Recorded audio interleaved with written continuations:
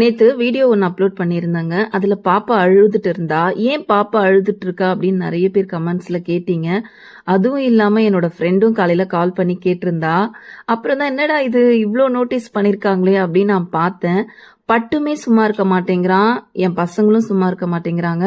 ஸ்கூலுக்கு போகும்போது இவனும் கூட போவேன் அப்படின்னு இவனும் அடம் பிடிக்கிறான். கூட்டிட்டு போயிடுவோம் அப்படின்னு அந்த பிள்ளைங்களும் அடம் பிடிக்குதுங்க.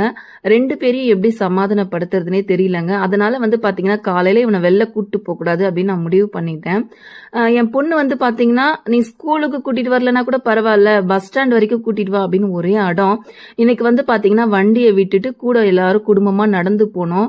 ஏன்னா அந்த அளவுக்கு என் பொண்ணு அடம் பிடிக்கிறான்.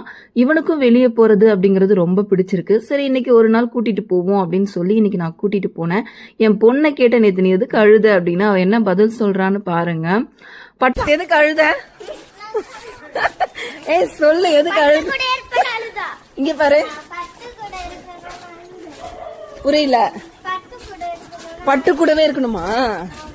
ஸ்கூலுக்கு போகணுமா பட்டு கூட இருக்கணுமா?